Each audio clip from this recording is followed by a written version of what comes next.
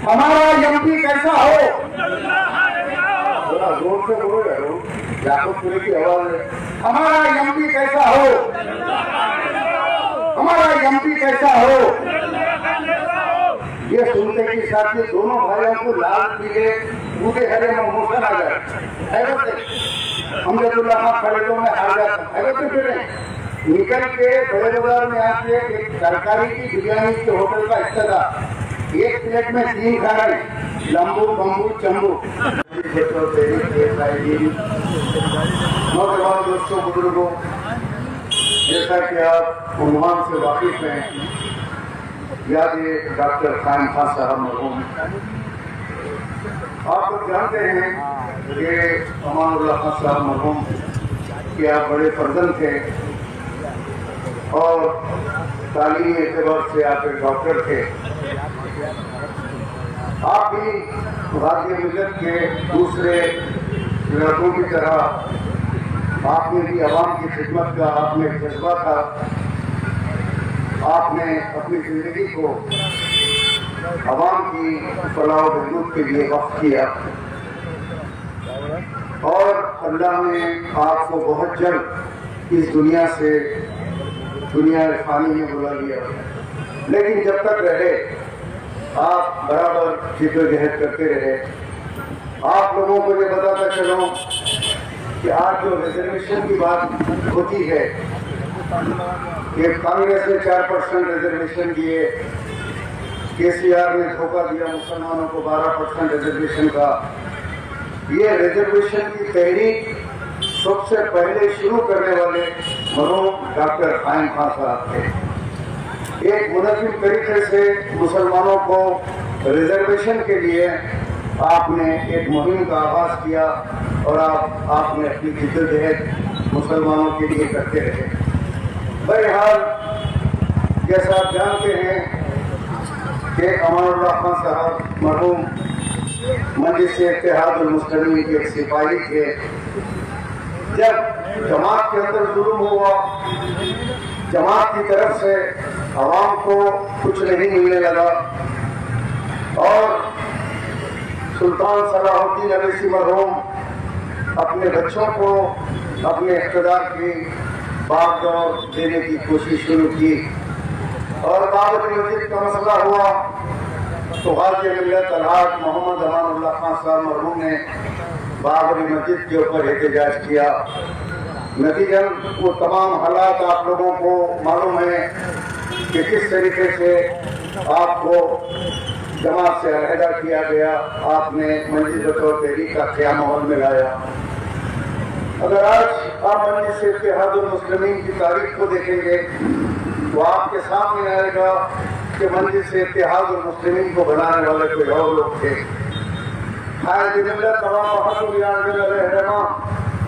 जिन्होंने मजलिस इत्तेहादुल मुस्लिमीन की बुनियादों को डाला। अल्लामा कासिम रज़वी साहब, मौलाना रशीद कुरानी साहब, ऐसे ऐसे बुजुर्गों ने दारुस्सलाम को खरीदा। दारुस्सलाम के अंदर पोलो का ग्राउंड था, नवाब साहब की जोड़ी थी, घोड़े के ऊपर बैठ के पोलो खेला करते। उन लोगों ने उस जमाने में सोचा, जबकि निजाम की हुकूमत थी, उस वक्त के हमारे दानिश्वरों ने सोचा कि मुसलमानों को एक मरकज़ सियासी की जरूरत है। उन्होंने दारुस्सलाम को खरीदा और दारुस्सलाम को एक मरकज़ सियासी बनाया और ये नारा दिया कि मुसलमानों तुम एक प्लेटफॉर्म पे जमा हो जाओ, कलमे की बुनियाद के ऊपर अशहदु अन ला इलाहा इल्लल्लाह व अशहदु अन्ना मुहम्मद रसूलुल्लाह। तुम्हारा कलमा एक, तुम्हारी कुरान एक और तुम्हारे नबी एक, तो फिर तुम आपस में क्यों दस्ते गिरेबान हो। उस जमाने में मुसलमानों के जो फिरके थे वो आपस के अंदर दस्तों गिरेबान थे। कायदे मिल्लत ने नारा दिया, मुसलमानों एक मरकज़ सियासी में जमा हो जाओ और दारुस्सलाम को खरीदा। दारुस्सलाम के अंदर आपने जो जमात को बनाया, खुद आपने कभी कोई ओहदा नहीं किया। निजाम की हुकूमत में निजाम ने कायदे मिल्लत नवाब बहादुर यार रहमा को कहा कि आप हुकूमत की कमेटी में तशरीफ लाइए। कायद मिल्लत ने फरमाया कि कौम की खिदमत करने के लिए कोई इख्तिदार की ज़रूरत नहीं है, मैं बगैर इख्तिदार के कौम की खिदमत करूँगा। आपने अल्लामा रशीद कुरानी साहब को दारुस्सलाम के अंदर अपना नुमाइंदा मजलिस इत्तेहादुल मुस्लिमीन का बना के दिया। मैं वो तारीख बता रहा हूँ मजलिस इत्तेहादुल मुस्लिमीन की, और फिर हम जैसे लोग मजलिस से मुंसलिक होते गए और जिद्दोजहद करते रहे, ये सोचे कि जमात तरक्की करेगी, मुसलमानों का कायद तरक्की करेगा और एक वक्त आएगा पार्लियामेंट में हमारी नुमाइंदगी होगी, ऐवान असम्बली में हमारे नुमाइंदगी होंगे और मुसलमानों को कुछ मिलेगा। लेकिन वक्त रफ्ता जैसे जैसे हम देखते गए मजलिस इत्तेहादुल मुस्लिमीन को जब हमने ताकतवर बनाया तो फिर हमको अफसोस होने लगा कि एक खानदान उसके ऊपर बैठ गया। पहले दादा बैठे, दादा के बाद अपने बेटे को बिठाया, बाबा जाते जाते 2 बेटों को बिठा के चले गए और उसके बाद अब और 2 बेटों की तैयारी हो रही है। लेकिन मजलिस इत्तेहादुल मुस्लिमीन की खिदमत करने वाले वो लोग जैसे गाजी मिल्लत अमानुल्लाह खान साहब, जैसे इब्राहिम बिन अब्दुल्ला वस्तनी साहब, जैसे मौलाना सैयद बाकर आगा साहब, जैसे ख्वाजा अबू सईद साहब मरहूम और सैयद सज्जाद और अफसर खान, ये तमाम वो एमएलए हैं जिन्होंने जमात की रात दिन खिदमत की। लेकिन आज उनके बच्चे दरबदर हैं, उनके बच्चों को दारुस्सलाम के अंदर कोई जगह नहीं है। लेकिन सीटें उनको दी जाती है, उन एमएलए के बच्चों को किसी को बुला के सीट नहीं देते, खुद एमएलए बनते हैं, एमपी बनते हैं। यानी दारुस्सलाम को अपने घर की जो है जाती मिल्कियत बना दिया कि दारुस्सलाम एक ट्रस्ट है, इसका पैसा कहाँ, इसका हिसाब कहाँ है। आज सालार मिल्लत एजुकेशन ट्रस्ट, अरे तुम्हारे बाबा गरीब थे, तुम्हारे बाबा के लिए क्या था, तो तुम्हारे बाबा को कोई मोटरसाइकिल दिला दिए, एक हमारा गरीब लीडर है तो बाबा वो मोटरसाइकिल पे बैठ के फिरते थे। कभी अफजलगंज वालों ने तुम्हारे बाबा को जीप दिला दी, उस जीप में बैठ के फिरते तो लोग उसके अंदर पेट्रोल डलाते।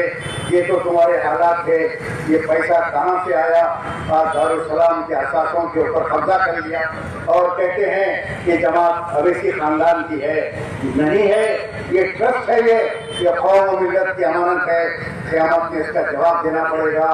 यही वो नजरियात का टकराव था जिसके ऊपर हमने गाजी मिल्लत का साथ दिया, यही वो नजरियात का टकराव था जिसके ऊपर हमने डॉक्टर कायम खान ने आवाज उठाई। अल्हम्दुलिल्लाह गाजी मिल्लत अलहाज मोहम्मद अमानुल्लाह खान साहब मरहूम ने एक आपने अपने बच्चों को जो दिया कौम की खिदमत का जज्बा दिया, जिसमें डॉक्टर कायम खान साहब, मजीदुल्लाह का फरज और अमजदुल्लाह खान, ये लोग निकल के तहरीक के लिए जिद्दोजहद करते रहे, गरीब आवाम की खिदमत का जज्बा लिए, मजाक उड़ाते रहे।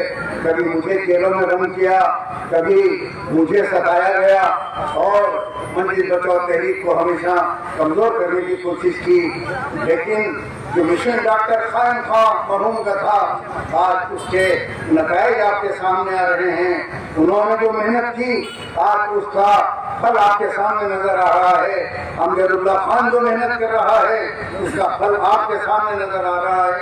याकूबपुरे के गली कूचों में मजीदुल्लाह खान फरज गली गली घूम के जो तकरीर करते और लोगों को जो है आवाज लगाते, ऐ मुसलमानों, तुम्हारी दौलत एक खानदान के हाथ में चली गई, तुमको जो मिलना था वो तो नहीं मिला।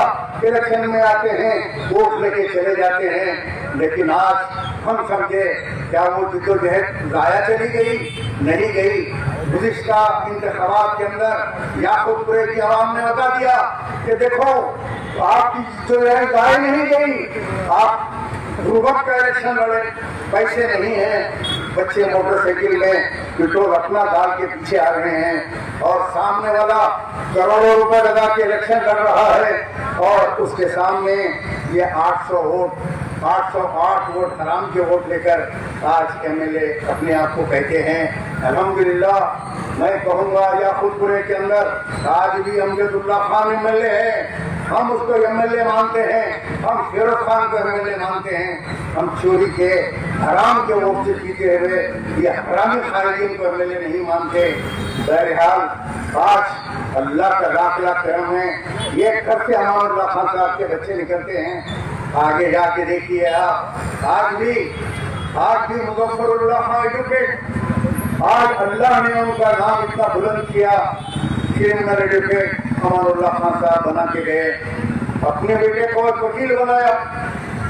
उनकी अपनी सोच से बातें नहीं लगती, मेरे बेटों में वकील होना, और एक वकील भी कैसा वकील बना। आज क्रिमिनल एडवोकेट के अंदर सबसे बड़ा काम मुजफ्फरुल्लाह खान एडवोकेट का है, मेरे वकील भी वही हैं। आज जितने केसेस मेरे ऊपर ये जालिम हुक्म मुझ पर डालते हैं, वो सारे केसेस मुजफ्फरुल्लाह खान के टेबल पे होते हैं। जाओ सलीम भाई, आराम से तकरीर करो, ये केसों की फिक्र मत करो, मुजफ्फरुल्लाह खान जिंदा है, आप मेरे बड़े भाई हैं।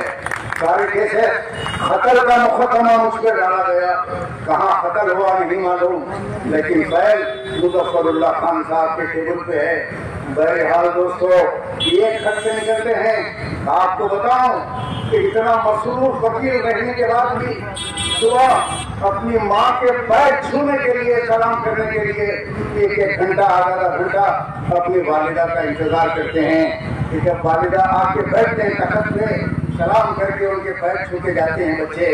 ये अखलाक अमानुल्लाह खान साहब ने अपनी औलाद को दिए। अमजदुल्लाह खान अपनी माँ के आगे 1000 रुपए के लिए हाथ फैलाते हैं, खड़े हैं, अपनी माँ से लेके निकलते हैं, एक घर से निकलते हैं। अरे तुम्हारी तरह नहीं, एक बेटा शास्त्रीपुरम में, दूसरा बेटा बंजारा हिल्स में, तीसरा बेटा बरकतपुरम में, 3, 13, 9, 18 तीन है, और तीन तरफ से निकलते हैं, और अपनी खुद अपनी सगी माँ को नहीं पूछते। बीमार माँ की खिदमत करने के लिए तुम्हारे पास वक्त नहीं है, छोटे बेटे के पास अपनी माँ को छोड़ देते हैं। ये अखलाक तुम्हारे हैं, ये तरबियत खाद्य मिलत अलाक मोहम्मद अमानुल्लाह खान साहब की है। आज जैसे ही इलेक्शन हुआ, इनकी गले में आ गई और हैबत भूल गई। कल से पता चल रहा है कि हैबत भूल गई इनको। मैं बोला कैसी हैबत है, तो बोले एक्सरे कराए, एमआरआई कराए, तो हैबत घटी नहीं, हैबत दिखती नहीं ना, वो उनके पैजामे में से हैबत अंदर घुस गई। अब फेसबुक के ऊपर हमारे खिलाफ पोस्टा चल रही, वो कुछ ये ज्ञान वो ज्ञान फला ज्ञान, हमारे मुंह को नहीं लगता, हमारा मुंह बहुत खराब है।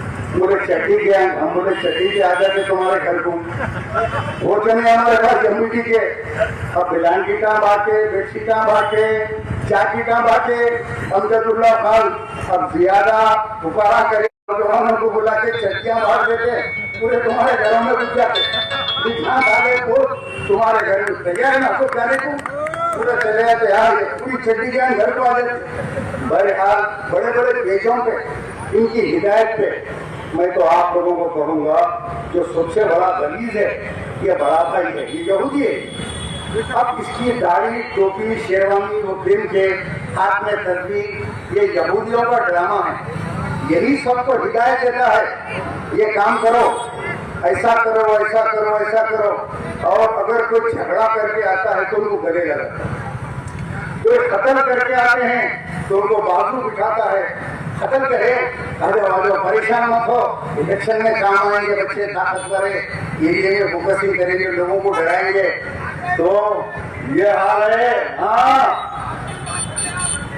ये पूरे माफिया का सदर है, पूरे गुंडों का, साथियों का सदर है। हैदराबाद के पूरे रौडी कांपते इनसे, जाके इनके घर के ऊपर बैठ के हाथ जोड़ते, मीटिंग होती है रौडियों की, रौडियां बैठते हैं और रौडियों को हुक्म देते हैं कि देखो भला आपने जरा उसको देख लो। आप ऐसी दादागिरी चलने वाली नहीं है। याकूब कुरैशी की आवाम ने बता दिया, खास तौर से याकूब कुरैशी की खवातीन को सलाम, गरीब औरतों को। आप मुझे फोन करके बोले सलीम सर 500 रुपए दे रहे, मैं बोला ले लो ले लो, वो हराम का माल इनके पास है, 500 रुपए ले लो, सिलेंडर को बोल डालो। कुछ कर रहे हैं हम लोग काम, 500 रुपए लेते गए, सिलेंडर को डालते गए, इन्होंने क्या काम करे, जाके ही पतंग को डाल रहे हैं, उनके पैसे दे रहे। लेकिन औरतों का, गरीब औरतों का मंजर देखिए, मुझसे कहने लगे जब हमारे नालों में पानी आ गया, घरों के अंदर इतना पानी था, सलीम अंकल आप आके राशन बांटे, आप आके ब्लैंकेटा बांटे, आप आके कपड़े बांटे, आप आके बिछाने का सामान दिए। जहाँ तक के नालों के तरफ जब मुझसे खवातीन ने कहा कि कलाम मजीद भी जो है वो हो गई, जानिमात भी खराब हो गई, तो फिर मेरे अमेरिका से दोस्त ने कहा उस वीडियो को देखकर कितने कलाम मजीद चाहिए, कितने जानिमात चाहिए, कितने तस्वीर चाहिए, मैं जाता हूँ। मैं खुदा खुद डिपो पे गया, उनको बात करवाया। उन्होंने कहा कि जितने हजार, जितने सैकड़ों, जितने लोगों को सलीम साहब देना चाहते हैं जो मैं आपको पैसे भिजवाऊंगा। फिर वहाँ से मैंने कुरान शरीफ ले जानिमात दे, पूरा मुस्तफा नगर, पूरा सदन एरिया, सारा गंगानगर, सबको मैंने कहा जो पाक साफ खवातीन हैं आप आइए और लेकर जाइए घर से। तो वो लोग किस तरीके से बताइए, मंजिल बचाओ तहरीक को छोड़कर इनको और डालेंगे, इनके पैसों को छोड़ देंगे? नहीं। अब एमपी इलेक्शन आ रहा है, हमारा एमपी कैसा हो, आप लोग पुकारना अमजदुल्ला खान जैसा हो। हमारा एमपी कैसा हो, थोड़ा जोर से बोलो यारो, याकूबपुरी की आवाज है। हमारा एमपी कैसा हो, हमारा एमपी कैसा हो। ये सुनते के साथ ही दोनों भाइयों को लाल पीले बूढ़े हरे में मोशन आ जाए। अमजदुल्ला खान खड़े तो मैं हार जाता हूँ। फिर निकल के बड़े बाजार में आके एक सरकारी की बिरयानी के होटल का हिस्सा था, एक प्लेट में 3 खा रहे, लंबू बम्बू चम्बू वगैरह, तीनों खा के 3 मिनट का इंटरव्यू भी दे रहे, बिरयानी बहुत अच्छी है। अरे लोगों दारुल सलाम को गए तो आप मिलते नहीं थे, तकब्बुर का ये आलम था। और आज अरे तुमको अमजदुल्ला खान मुझे बचाओ तेरी, असदुद्दीन अकबरुद्दीन वो नौबत पे ला दी, क्या तुम घुटनों के ऊपर आ गए। आने वाले दिनों में एक एक घर की चौखट पर खड़े आपको नजर आएंगे। अम्मा वोट देना, खालम्मा, चच्ची माँ, आपको फुप्पा भी बोली है, बल्कि आपको बाबा भी बोली है, रोइए खड़े के। हाँ, ऐसा उठा के दामन उठा के रोइए, हमारे बिल्कुल दामन उठा के रोइए, रोको बोलिए वोट दो। लेकिन नहीं, इंशाअल्लाह देखो किशन रेड्डी इलेक्शन हारा, यहाँ से एमएलए हार गया, अंबरपेट से जाके एमपी बना सिकंदराबाद से, फिर मिनिस्टर बन गया। अच्छा, रेवंत रेड्डी चीफ मिनिस्टर, कोडंगल में इलेक्शन हारा, मल्काजगिरी से एमपी बना। अब आज क्या बना? पूरे याकूबपुरे से हार गए बोल के पस्त मत हो। अल्लाह ताला एमपी दिखाऊंगा पार्लियामेंट में, अमजदुल्ला खान उसके पार्लियामेंट में मुसलमानों के हैदराबाद की आवाज उठाएगा और बीजेपी की दलाली नहीं करेगा। बीजेपी के दलाल अमित शाह मोदी के लोग हैं। मैं शुरू से बोलता हूँ ये बीजेपी की ड्यूटी में ये लोग जा जाके हिंदुस्तान में योगी को जिता के आए, गुजरात में जिता के आए, वहाँ जाके जिता के आए, हर जगह जा रहे जिता के आके यहाँ बैठ जाए। यहाँ क्यों बैठे हैं? यहाँ मुसलमान वोट दे देते। अब एक काम करेंगे अपन, अब हम बहुत खिदमत करें। वो फिरा बेचारा असदुद्दीन इतना फिरा वो खिदमत करा है। अब उसको जो है आराम देना अपनी जिम्मेदारी है मुसलमान। अब 2024 में असदुद्दीन अवैसी साहब आप घर में बैठो, दारुसलाम का काम का बड़ा देखो, तो पूरा आवाम के दरमियान में फिर के 5 साल के मसाइल देखो, जब तक एक नौजवान बच्चे अमजदुल्ला खान को पार्लियामेंट में जाके काम करने दो तो आपको विचारों में अल्हम्दुलिल्लाह।